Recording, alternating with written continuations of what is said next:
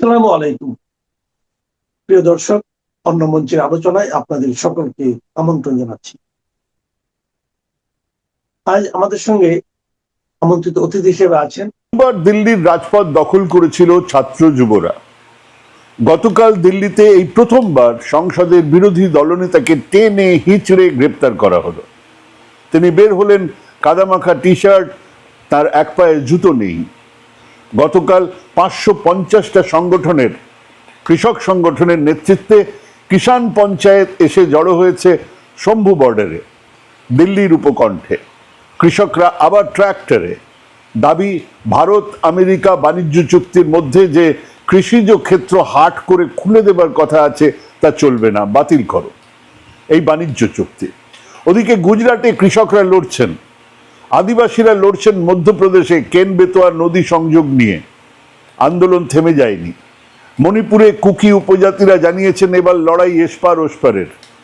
দক্ষিণের রাজ্যগুলোর ডিলিমিটেশনের বিরুদ্ধে আবার একজোট হওয়ার কথা বলছেন। উত্তর ভারত জুড়ে বিশুদ্ধ হিন্দুত্ববাদীদের গলাতেও ক্ষোভ। রামলালার ঘরে চোর ঢুকেছে, সরকার কার?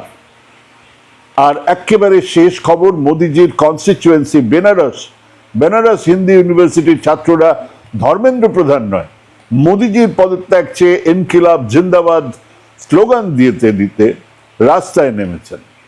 হ্যাঁ, আপাতত দেশ জোড়া এই ছবি।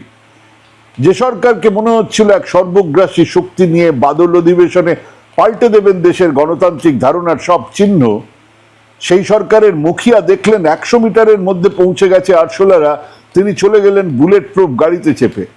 হ্যাঁ, খুব দ্রুত বদলাচ্ছে দৃশ্যপট, যা দেখে আপাতত রাজনীতি ইত্যাদি থেকে শতহস্ত দূরে থাকা গায়ক অরিজিৎ সিং বলেছেন, আরে এখন তো আপনারা পড়ুয়াদের পেটাচ্ছেন, আপনারা এতটুকুও লজ্জিত নন? এই যে নেতা মন্ত্রীরা নিজেদের কি ভগবান মনে করছেন? সব মনে থাকবে, হর হর মহাদেব মনে রাখবেন, পরিবর্তনই হলো একমাত্র নিয়ম। হ্যাঁ, তার মাথাতেও এসেছে সম্ভাব্য পরিবর্তনের কথা।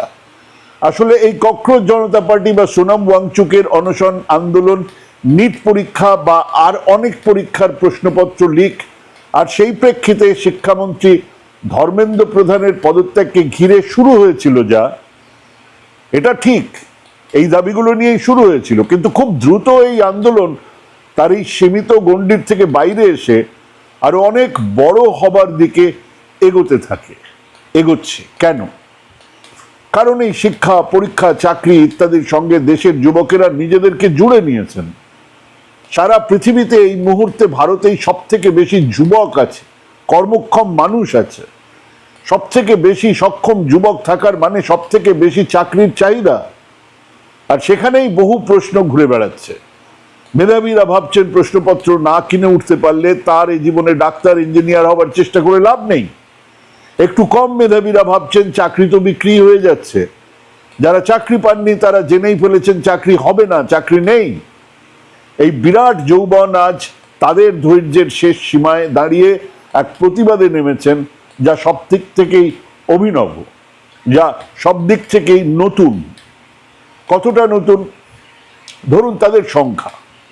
এক প্রবল ক্ষমতাশালী রেজিম এখন ক্ষমতায়। দিল্লি এখন ডাবল ইঞ্জিন সরকার।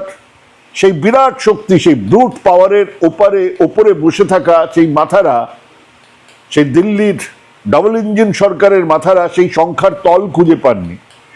হ্যাঁ, দিল্লি পুলিশের কর্তাদের মাথায় ছিল যন্তর মন্তরে 5 থেকে 7 হাজারের জমায়েত হতে পারে, তাই তাদের লিখিত রিপোর্ট ছিল।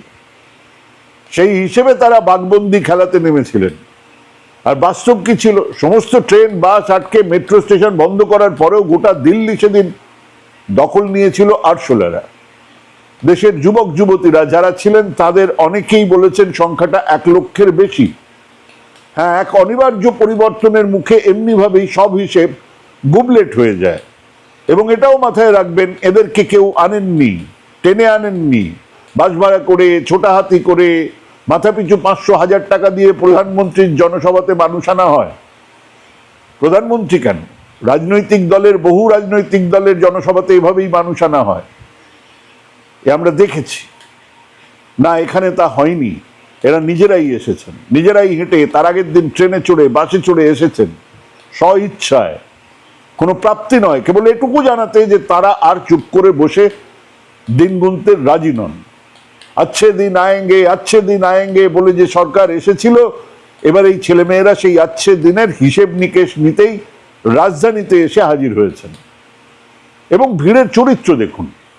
আমার পরিচিত এক সাংবাদিকের কন্যা দিল্লিতে পড়ে, সে তার বন্ধু বান্ধবীদের নিয়ে চলে গেছে যন্তর মন্তরে। সেই সাংবাদিক বন্ধু জানাচ্ছেন তার কন্যা এই প্রথম কোনো প্রতিবাদ মিছিলে হাঁটলো। ওখানে কিছু ইউটিউবার বন্ধুরা ছিলেন, তারা বলছিলেন বহু ছেলে মেয়ে এমন আছে যারা গত নির্বাচনেও বিজেপিকে ভোট দিয়েছে, তাদের বাবা মারা বিজেপিকে ভোট দিয়েছে, এবং এরকম ছেলে মেয়েদের সংখ্যা বিরাট। কোথায় অরুণাচল প্রদেশ, কোথায় উড়িষ্যা, পশ্চিমবাংলা থেকে ছেলে মেয়েরা গেছেই তো, হরিয়ানা, রাজস্থান, উত্তরপ্রদেশ থেকেও। হ্যাঁ, সেদিন রাজপথে যারা ছিল তারা নতুন প্রজন্মের পোড় খাওয়া কিষাণ নেতা বা শ্রমিক নেতা বা আরো 100 বার দিল্লির সমাবেশে যোগ দেওয়া ছাত্র নেতা নন, তারা ছিলেন। কিন্তু এই ভিড়ের চরিত্রটা আলাদা। এই ভিড়ের এই চরিত্র বিজেপির কাছে এক মারাত্মক মেসেজ।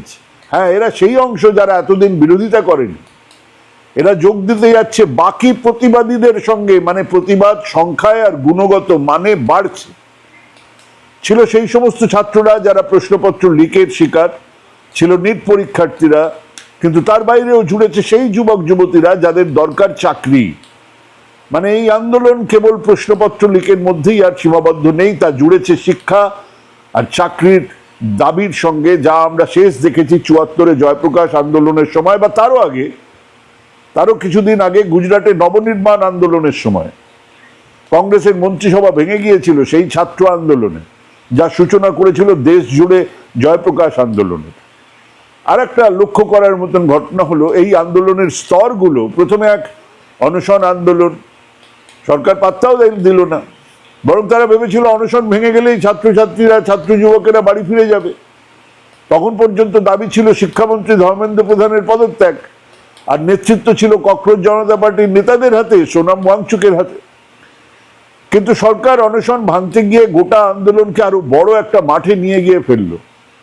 শিক্ষামন্ত্রীর পদত্যাগের দাবি ছাপিয়ে স্লোগান উঠল, নরেন্দ্র মোদী ইস্তিফা দো। নাসিরুদ্দিন শাহ ভিডিও মেসেজে বলছেন, দেশের মাথায় যদি এক জাহিল অশিক্ষিত বসে থাকে তাহলে সেই দেশ তো অশিক্ষার দিকেই যাবে। মঞ্চে চলে এলেন শাবানা আজমি। মনে আছে কংগ্রেসি গুন্ডাদের হাতে সফদর হাশমি খুন হবার পরে কংগ্রেসি মন্ত্রীর সামনে, তাদের সামনে দাঁড়িয়ে চিৎকার করে বলেছিলেন এই সরকার খুনি। আজ তিনি এই জমানায় বলছেন, बोल की लब आजाद है तेरे, बोल जुबा अब तक तेरी है। এলেন প্রকাশ রাজ, প্রতিবাদ জানাচ্ছেন। ঋত্বিক রোশন, সোনাক্ষী সিনহা, স্বরা ভাস্কর, শিক্ষাবিদেরা, সাহিত্যিক, শিল্পীরা, এবং শুরু হলো সংসদ অভিযান। দখল হয়ে গেল দিল্লি, স্লোগান বদলালো, নেতৃত্ব আর ওই কেবল ককরোচ জনতা দল বা একজনের হাতে থাকলো না। মার খেয়ে ছাত্ররা বাড়ি ফিরে গেলেন না, আবার এলেন যন্তর মন্তরে। দেশের বিভিন্ন প্রান্তর থেকে তাদের জন্য মানুষ খাবার পাঠাচ্ছে। একটা লঙ্গরের ছবি দেখলাম যেখানে একজন হিন্দু, একজন মুসলমান, একজন শিখ একসঙ্গে সবাইকে খাবার দিচ্ছেন। ছাত্ররা স্লোগান দিচ্ছেন, জব জব মোদি ডরতা হ্যায় হিন্দু মুসলিম করতা হ্যায়। হ্যাঁ, একেবারে কোর ইস্যুতে ঘা পড়েছে। প্রতিবার ওই হিন্দু মুসলমান বাইনারির মধ্যে মানুষকে আটকে রাখার থিওরিটা আর কাজে দিচ্ছে না, অ্যাটলিস্ট এই ছাত্রদের কাছে তো নয়। এবং দেখার মতো একটা ঘটনা হলো, মেইন স্ট্রিম মিডিয়ার প্রায় সবাইকে ঘিরে স্লোগান উঠছে, গদি মিডিয়া ওয়াপস যাও। যে ন্যারেটিভ গুলো এই রেজিমে এই মেইন স্ট্রিম মিডিয়া সেট করতো, সাজিয়ে দিত, সেটা পাবলিক ধরে ফেলেছে। প্রতিটা জায়গাতে তাদের বুম নামিয়ে ক্যামেরা বন্ধ করে চলে যেতে হচ্ছে। মেইন স্ট্রিম মিডিয়ার এক সাংবাদিককে কাঁদতে দেখলাম, খারাপই লাগছিল। কিন্তু এটা তো তার দায় নয়, বহুদিনের জমা পাপ। আর অন্যায়ের বিরুদ্ধে মানুষের সোচ্চার প্রতিবাদ, কিছু কিছু ক্ষেত্রে সেই প্রতিবাদ সীমালঙ্ঘন করেছে, জল ছোড়া হয়েছে, বুম ফেলে দেওয়া হয়েছে, যা অন্যায়, যা অনুচিত। কিন্তু সমস্যা হলো ওই যে আপনি এক অসহ্য অবস্থা তৈরি করবেন, সেই অবস্থায় দমবন্ধ মানুষের কাছে ন্যায় অন্যায় নৈতিকতাও আশা করবেন, সেটা তো হয় না। সংবাদ মাধ্যম আজ উলঙ্গ হয়ে গেছে। আর এসব কখন হচ্ছে? 2026-এ। এই ছেলেমেয়েরা খুব ভালো করে জানে তাদের ভিডিওগ্রাফি হচ্ছে, ফেস রিকগনাইজেশন সফটওয়্যার কাজে লাগিয়ে তাদের চিহ্নিত করা হতে পারে। এটা তো 2014 নয়, এটা 74-এ জেপি মুভমেন্ট নয়। এখন সরকার আরো ক্রুর, আরো ভিন্ডিকটিভ, আরো ইকুইপড। দমন নিপীড়নের সব অস্ত্র তাদের হাতে আছে। আর সেসব জানার পরেও কিন্তু এই ছেলেমেয়েরা রাস্তায় নেমেছে, পুলিশের মার খাচ্ছে, কিন্তু রাস্তা ছাড়েনি।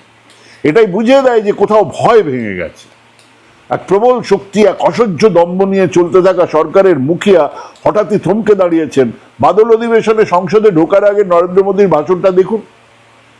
তখন যন্তর মন্তরে শুরু হচ্ছে মার্চ, না সেই ভাষণে কোথাও উল্লেখই নেই এই ছাত্রদের, উল্লেখ নেই অনশনের, উল্লেখ নেই পেপার লিখে, প্রশ্নপত্র লিখের কোনো কথাই নেই।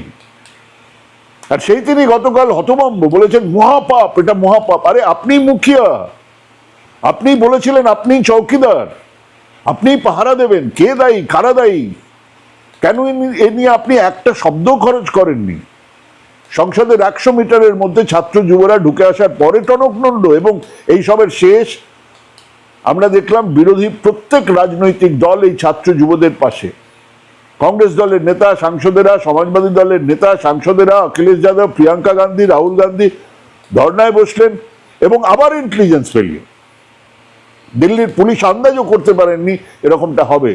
জানার আগে এই নেতারা পৌঁছে গেছেন প্রধানমন্ত্রী বাড়ির দরজায়, বসে পড়েছেন। অতএব দেশ দেখলো এই প্রথম সংসদের বিরোধী নেতাকে রোগড়ে ঘষটে তোলা হলো, গাড়িতে ডিটেইন করা হলো। ততক্ষণে সারা দেশে শুরু হয়ে গেছে ধর্না, প্রতিবাদ। পাটনা আজ উত্তাল, বেনারস হিন্দু ইউনিভার্সিটিতে মিছিল, ভোপালে মিছিল, মুম্বাইয়ে সমাবেশ, কেরালায় অবস্থান, রাঁচিতে মশাল মিছিল। হ্যাঁ, কোথাও চাকা ঘুরছে, কোথাও এক অনিবার্য পরিবর্তনের দিকে যাচ্ছে আমার স্বদেশ। ভাবুন, ভাবতে থাকুন, ভাবা প্র্যাকটিস করুন। ভালো থাকবেন, সুস্থ থাকবেন। আজকে এখানেই শেষ করছি। নমস্কার। আমি অভিষেক রয়েছে আপনাদের সাথে। এই মুহূর্তে যে খবর নিয়ে উপস্থিত হয়েছে, সরকার কোনো মতেই রাহুল গান্ধীকে 1 ঘন্টার বেশি জেলে ধরে রাখতে পারলেন না। সেই ছবিটা উঠে এলো একদম সরাসরি।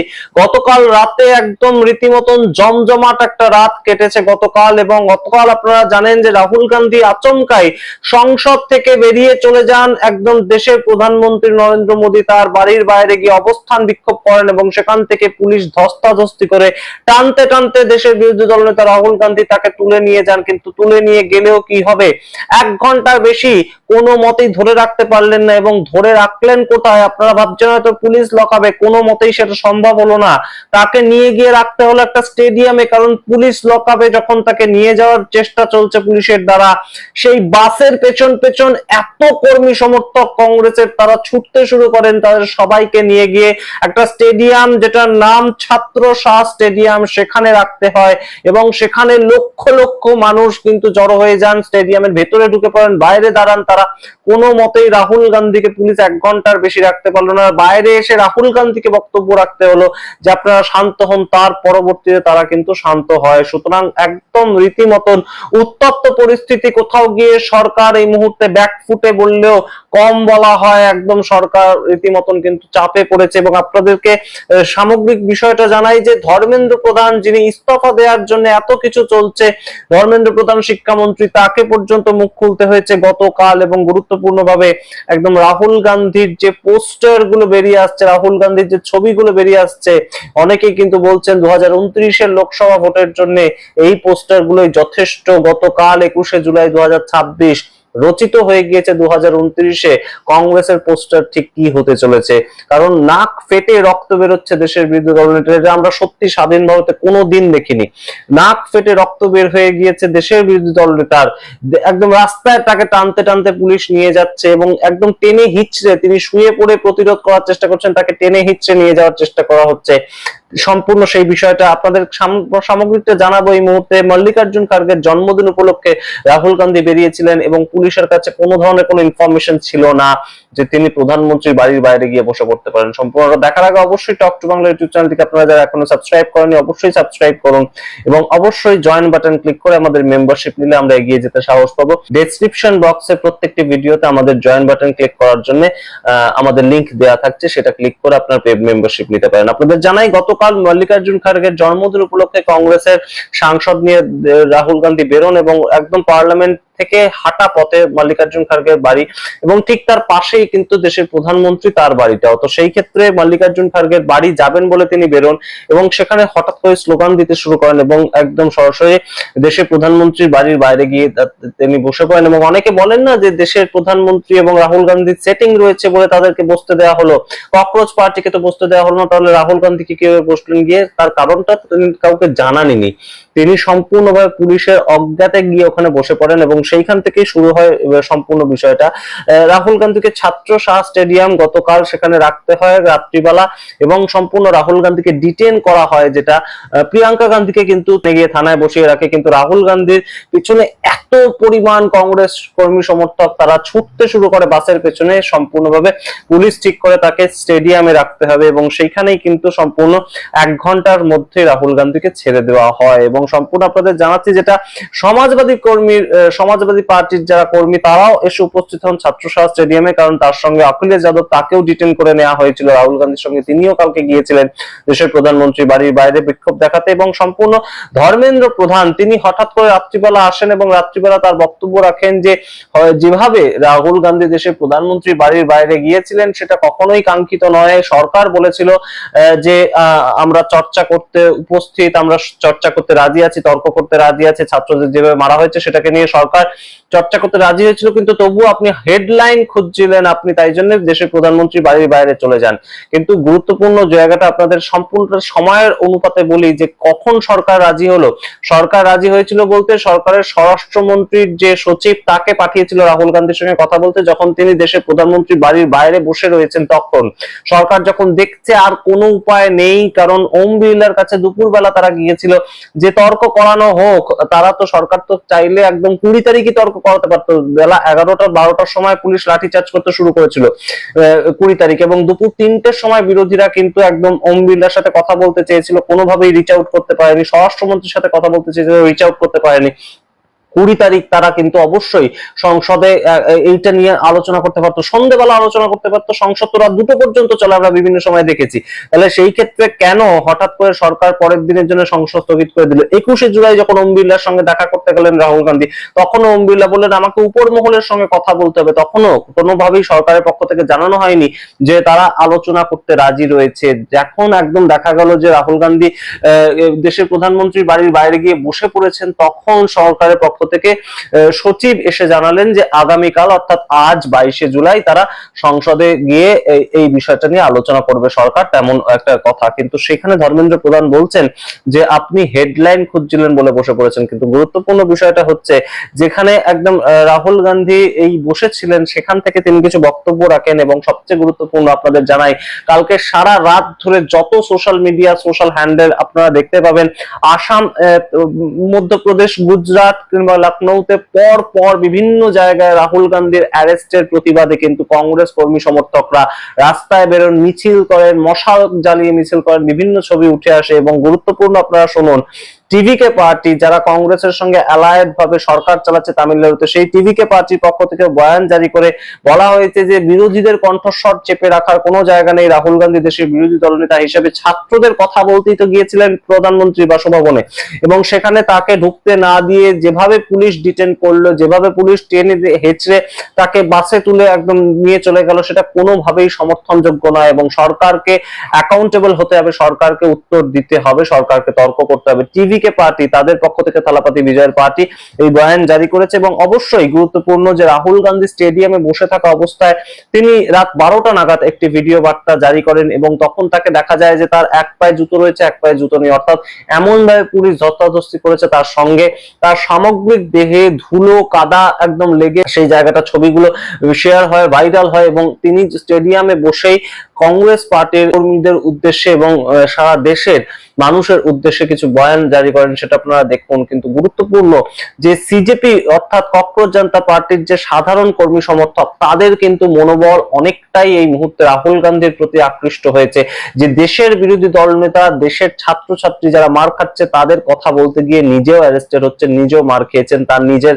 নাক ফেটে রক্ত বেরিয়ে গিয়েছে। এটা কিন্তু কোথাও গিয়ে একজন সিজেপি পার্টি তাদের প্রতি সংহতি জানানোই হলো। হলো। 1 মাস ধরে রাহুল গান্ধী কেন কক্রোচ জনতা পার্টি তাদের সম্বন্ধে কিচ্ছু বলছিলেন না, কোনো বয়ান জারি করছিলেন না, সেটা অনেকেই প্রশ্ন করছিলেন। কিন্তু সময় মতন সম্মুখ সমরে এলেন, যখন দেশের ছাত্রছাত্রীরা মার খেলেন রাস্তায় পড়ে, সরকারের দ্বারা পুলিশ একদম আঘাত করলো ছাত্রছাত্রীদের, তখন রাহুল গান্ধী দেশের বিরোধী দলনেতার মুখ হিসেবে উঠে এলেন এবং অবশ্যই কক্রোচ জনতা পার্টির পাশেই কিন্তু দাঁড়ালেন। এই মুহূর্তে তাদের মুখ থেকেও কিন্তু রাহুল গান্ধী এই বিষয়টা উঠে আসছে, রাহুল গান্ধীর বিষয় প্রশংসার বার্তা উঠে আসছে।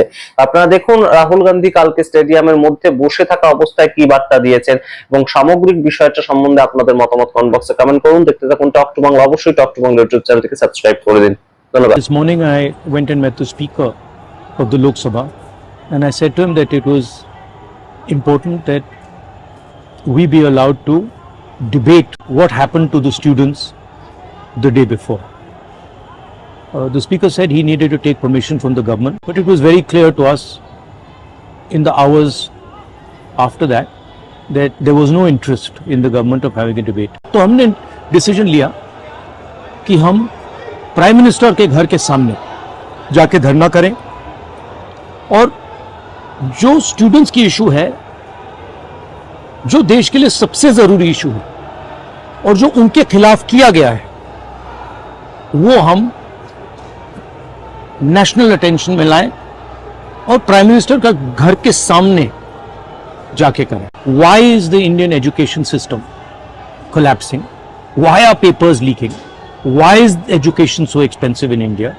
Why do families have to destroy themselves financially to educate their children? These are legitimate questions. And there's absolutely nothing wrong with asking these questions.